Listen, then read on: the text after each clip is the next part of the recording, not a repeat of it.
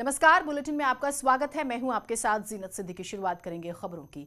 Police के शक्तिमान घोड़े मामले में गणेश जोशी के साथ अन्य 4 आरोपियों को न्यायालय ने दोष मुक्त किया है। दरअसल साल 2016 में बजट सत्र के दौरान भाजपा ने तत्कालीन कांग्रेस सरकार के खिलाफ विधानसभा तक रैली निकाली थी। इस दौरान पुलिसकर्मियों और बीजेपी समर्थकों के बीच झड़प भी हुई थी। आरोप था कि इस दौरान बीजेपी विधायक गणेश जोशी ने पुलिस की लाठी छीनकर घोड़े पर बरसाना शुरू कर दिया। लाठी की कुछ चोटें पुलिस के घोड़े शक्तिमान को भी आई, जिसकी वजह से वो घायल हो गया। बाद में उसकी मौत हो गई। इस सिलसिले में पुलिस ने जोशी के खिलाफ बलवे और मारपीट के अलावा पशु क्रूरता अधिनियम का मामला दर्ज कराया था, जिसमें आज देहरादून कोर्ट ने सभी आरोपियों को दोष मुक्त किया है। वहीं मामले में मंत्री गणेश जोशी ने भावुक होते हुए कहा है कि पहले से कह रहा था मैं कि मैं निर्दोष हूं और आज सत्य की जीत हुई है।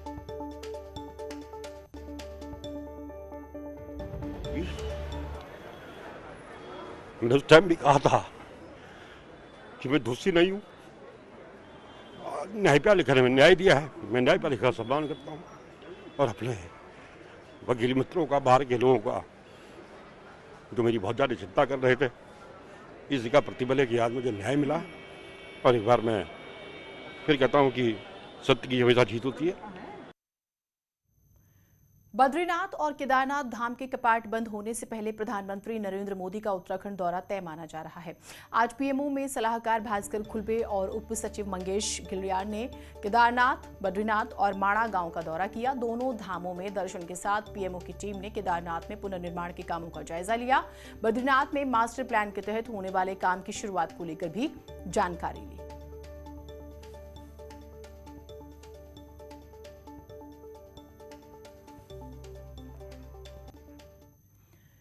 केदारनाथ दौरे पर पहुंची पीएमओ की टीम से तीर्थ पुरोहितों ने अपनी समस्याएं भी जो हैं उन्हें गिनाई। पीएमओ में सलाहकार भास्कर खुलबे को तीर्थ पुरोहितों ने अपनी समस्याएं बताई। प्रधानमंत्री के संभावित दौरे के बाद तीर्थ पुरोहित भी उत्साहित नजर आ रहे हैं। उनका कहना है कि अगर प्रधानमंत्री बद्रीनाथ और केदारनाथ में आएंगे तो उनसे देवस्थानम एक्ट को खत्म करने की मांग की जाएगी। कि जल्दी ही प्रधानमंत्री नरेंद्र मोदी जी बद्रीनाथ और केदारनाथ की यात्रा करेंगे, तो यदि ऐसा उनकी यात्रा प्रस्तावित होती है और वो यहाँ आते हैं दर्शनार्थ दोनों धामों के, तो चारों धामों के तीर्थ पुरोहितों का प्रतिनिधिमंडल भी प्रधानमंत्री मोदी जी से मिलकर देवस्थानम एक्ट को भंग करने की एक सूत्री मांग को लेकर मिलेगा। वहीं चुनाव से पहले प्रधानमंत्री के उत्तराखंड दौरे की खबर से बीजेपी नेता खुश हैं। बीजेपी प्रदेश अध्यक्ष मदन कौशिक का कहना है कि प्रधानमंत्री मोदी जब भी उत्तराखंड आते हैं, जनता और कार्यकर्ताओं में उत्साह बढ़ता है और यह उत्तराखंड के लिए सौभाग्य की भी बात है। मंत्री जी उत्तराखंड में आते हैं, निश्चित रूप से हमारे जैसे कार्यकर्ताओं का उत्साह बढ़ता है और प्रदेश को लेकर जिस प्रकार का आशीर्वाद प्रधानमंत्री जी और भारत सरकार का है, ये वास्तव में हम सबके लिए सौभाग्य की बात है। 5000 किलोमीटर लंबी सड़कों को 1 महीने में गड्ढा मुक्त करने का लक्ष्य रखा गया। बारिश के बीच हो रहे इस काम पर विपक्ष सवाल खड़े कर रहा है। लोक निर्माण विभाग ने 15 सितंबर से सड़कों को गड्ढा मुक्त करने का अभियान चला रखा है, जिसमें 31 अक्टूबर तक 5827 किलोमीटर लंबी सड़कों को गड्ढा मुक्त करना है। लेकिन उसके सामने लगातार हो रही बरसात चुनौती बन गई। फिर भी विभाग ने काम शुरू कर दिया है। विभाग का दावा है कि करीब 1500 किलोमीटर में सड़कों को गड्ढा मुक्त कर दिया गया है। हम लोग उसकी स्थिति में हैं, क्योंकि हमारे पास पूरी टीम है और उसकी स्थिति में हम लोग हैं, उसको हम करेंगे। उसके लिए निर्देश दिए गए हैं।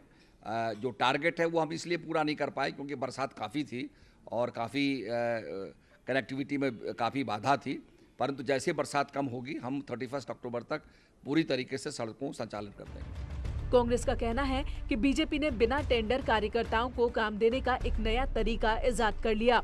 वहीं इस अभियान पर सवाल भी खड़े हो रहे हैं, क्योंकि बारिश के चलते कोलतार लगाते ही ये उखड़ जा रहे हैं। अगर ये गड्ढे भरते भी हैं इस बारिश के सीज़न में, तो बरसात के सीज़न में भरा हुआ कोलतार वो उसकी पकड़ कमज़ोर होती है और वो निश्चित रूप में 15-20 दिन में उसने उखड़ जाना है। ये एक दूसरा तरीका, ये अपने कार्यकर्ताओं को बिना टेंडर के काम देने का भी एक तरीका है। बिना टेंडर के सरकारी पैसों को खुर्द-बुर्द करने का भी एक तरीका है। भ्रष्टाचार का एक नया तरीका ईजाद कर रहे हैं लोग। उत्तराखंड में सड़कें हमेशा से ही मुद्दा रही हैं, खासकर जब चुनाव नजदीक हो तो सड़क नहीं वोट नहीं के नारे आम हो जाते हैं। फिलहाल प्रदेश भर में कोई भी सड़क ऐसी नहीं जो बारिश में सुरक्षित हो। न्यूज़ 18 के लिए देहरादून से सुनील नौप्रभात की रिपोर्ट। पिथौरागढ़ शहर और उससे सटे इलाकों में गुलदार का आतंक गहरा गया है। हालात इतने खतरनाक हो चुके हैं कि प्रशासन को नाइट कर्फ्यू का सहारा लेना पड़ रहा है। पिथौरागढ़ शहर के आसपास 3 दर्जन से ज्यादा गुलदार सक्रिय हैं। बीते साल की तरह पिथौरागढ़ शहर में एक बार फिर गुलदार की दहशत कायम हो गई है। हालात ये हैं कि आधे से अधिक शहर में शाम ढलते ही जगह जगह गुलदार नजर आ रहे हैं। कुछ ही दिन पहले बजेटी में गुलदार ने एक बच्ची को अपना निवाला भी बना डाला था। भयावह हालात का अंदाजा इसी से लगाया जा सकता है कि राज्य बनने के बाद पहली बार उत्तराखंड में गुलदार की वजह से कर्फ्यू लगाना पड़ रहा है। प्रशासन ने शाम 8 बजे से सुबह 6 बजे तक आधे शहर में कर्फ्यू लगाने का ऐलान किया है। इसमें नाइट कर्फ्यू जो मेरे इंस्ट्रक्शन या डायरेक्शंस पे अभी रात को उसको किया गया है, तो शाम 8 बजे के टाइम से मॉर्निंग तक रहेगा। आपदा प्रबंधन केंद्र का जो नंबर है उस पर भी अगर कहीं लेपर्ड साइटिंग होती है तो इमीडिएटली बताया जाने के लिए निर्देशित किया गया है, गश्त बढ़ाए जाने। वैसे तो पिथौरागढ़ के 80% इलाके में गुलदार नजर आ रहे हैं, लेकिन फिलहाल पौंड, पपदेव, GIC रोड, बजेटी, रई और चंडाक में कर्फ्यू लगाया जा रहा है। यहाँ 24 किलोमीटर के दायरे में 3 दर्जन से ज्यादा गुलदार सक्रिय बताए जा रहे हैं। हालांकि कर्फ्यू लगाने जैसा बड़ा कदम कई लोगों को रास नहीं आ रहा। इस प्रकार से प्रशासन ने कर्फ्यू लगा रखा है, इस कर्फ्यू लगाने से कोई फायदा नहीं होगा, लोगों को दिक्कतें हो रही है। और सबसे पहले वन विभाग ने पिंजरे बढ़ाने चाहिए और पुलिस अपनी गश्त बढ़ाए, तो क्या कहते हैं लोगों की समस्या वैसे ही दूर हो जाएगी। नगर पालिका प्रशासन के द्वारा लाइटों की व्यवस्था कर दी जाए ताकि क्षेत्र में लगातार रास्तों में उजाला हो जाए। गुलदार के खौफ के कारण इससे पहले साल 1978 में पौड़ी में अघोषित कर्फ्यू लगाया गया था, लेकिन ये पहली बार है जब घोषित तौर पर कर्फ्यू लगाया है। ऐसे में अब देखना बाकी है कि आखिर कब यहाँ के लोगों को गुलदार के आतंक से मुक्ति मिलेगी। न्यूज़ 18 के लिए पिथौरागढ़ से विजयवर्धन उप्रेती की रिपोर्ट। उधर कुमाऊं में अभी तक की सबसे ज्यादा स्मैक की खेप हल्द्वानी में पकड़ी गई है। गुरुवार को हल्द्वानी में पुलिस ने एक ऐसे स्मैक सप्लायर को गिरफ्तार किया है जो यूपी के बरेली से स्मैक लाकर हल्द्वानी में सप्लाई किया करता था। पकड़ी गई स्मैक की कीमत 12 से 15 लाख रुपए तक बताई जा रही है। और ये जो स्मैक सप्लायर है यूपी के रामपुर का रहने वाला है और एक गिरोह बनाकर उत्तराखंड में स्मैक सप्लाई का काम लंबे समय से कर रहा था। पुलिस इसके 3 फरार साथियों की तलाश में जुटी हुई है। जो कि रहने वाला रामपुर बिलासपुर का है, इसको अरेस्ट किया हुआ है और इसमें 3 लोग जो है अभी वांछित है। तीनों जो है बरेली के रहने वाले हैं और ये एक बहुत बड़ी खेप 224 ग्राम स्मैक बड़ी खेप है, जिसमें लगभग जो अनुमानित कीमत 12 से 15 लाख रुपए की अनुमानित कीमत इसकी है। मैट्रिमोनियल साइट के जरिए देहरादून निवासी से 17 लाख का फ्रॉड करने वाला साइबर अपराधी जो है उसे उत्तराखंड STF ने अरेस्ट किया है। मामले में नाइजीरियन आरोपी समेत 3 लोगों को पुणे से गिरफ्तार किया गया। ये नाइजीरियन गैंग फर्जी सिम का इस्तेमाल करते थे और पुणे से देश भर में ठगी का जाल ऑपरेट कर रहे थे।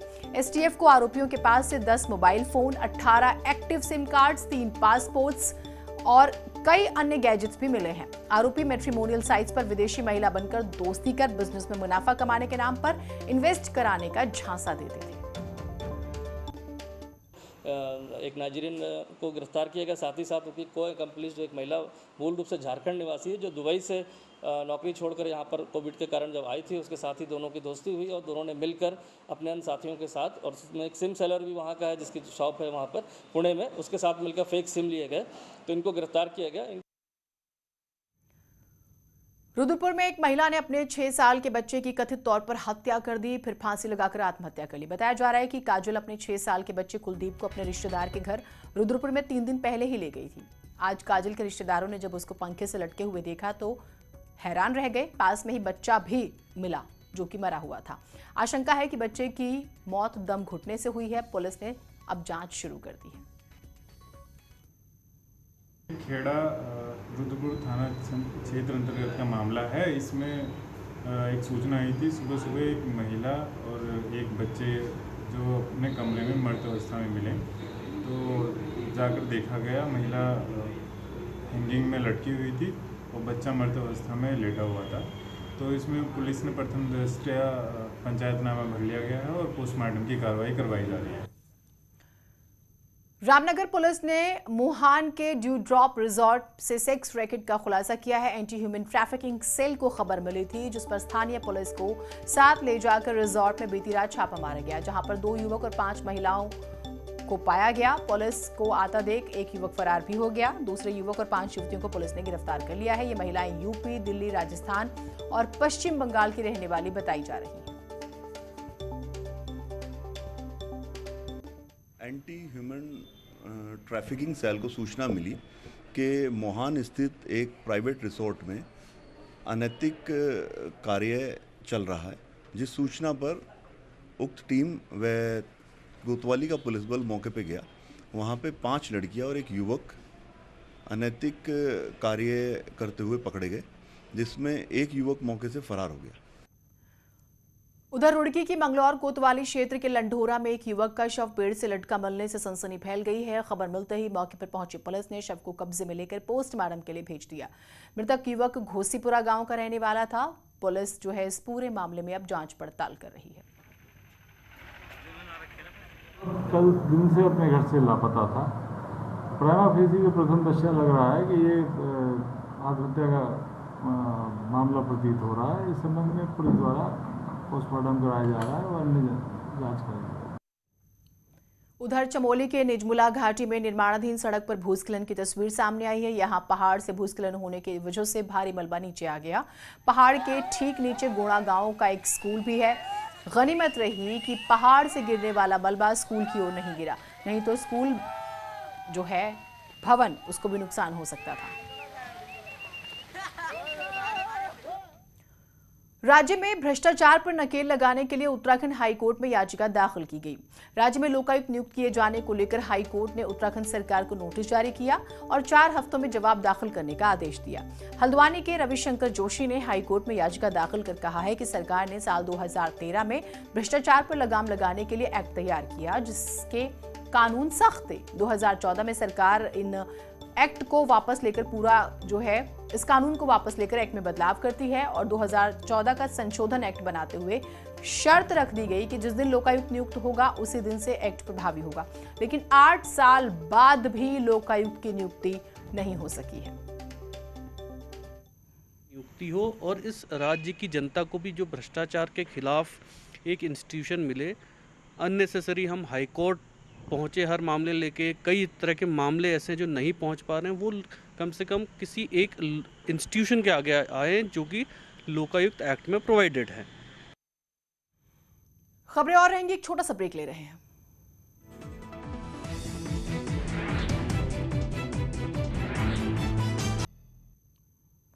सरकार, प्रबंधन और कर्मचारियों के बीच हुए समझौते पर कार्रवाई न होने से खफा ऊर्जा विभाग के कर्मचारियों ने अब आर पार की लड़ाई शुरू कर दी है। कर्मचारियों ने देहरादून मुख्यालय पहुंचकर आंदोलन शुरू किया है। कर्मचारियों का कहना है कि जल्द समझौते पर कार्रवाई नहीं होती तो 6 अक्टूबर से कर्मचारी हड़ताल पर रहेंगे, जिससे जनता को जो भी बिजली संबंधित समस्याएं से दरअसल उन्हें जूझना पड़ेगा और उसकी जिम्मेदारी जो है निगम प्रबंधन और सरकार की होगी।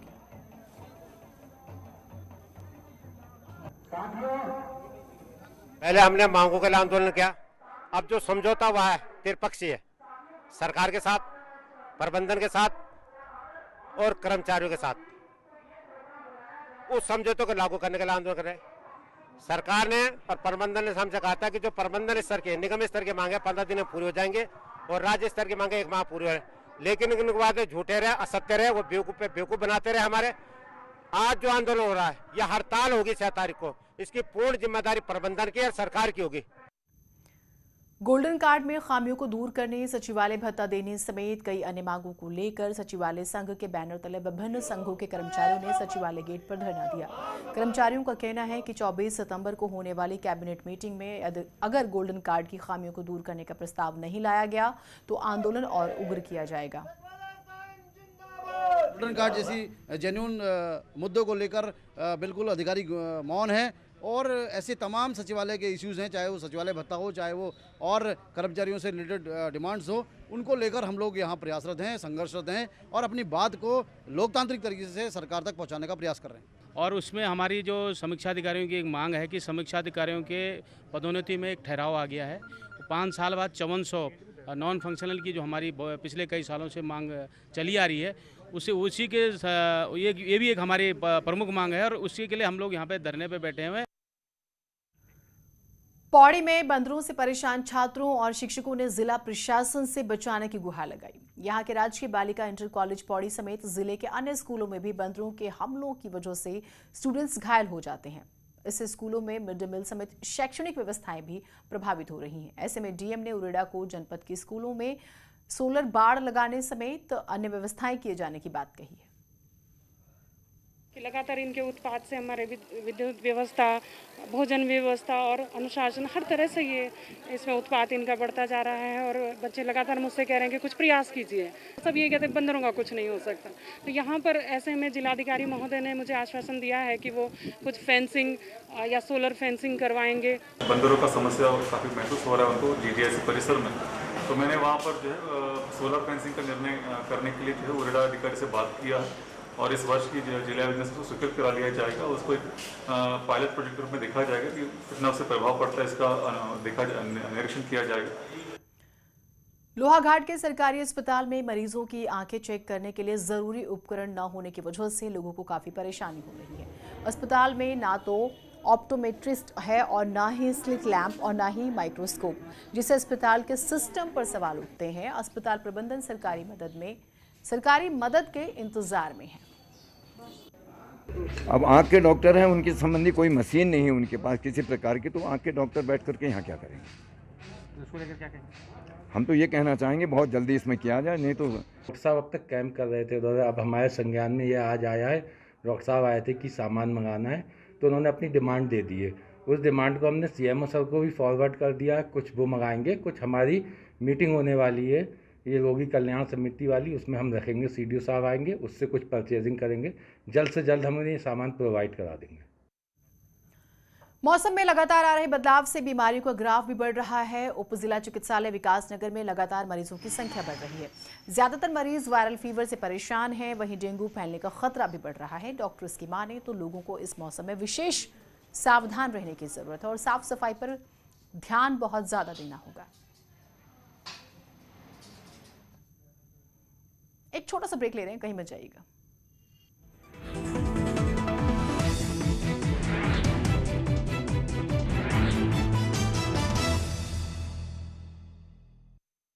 के सेल्समैन से लूटे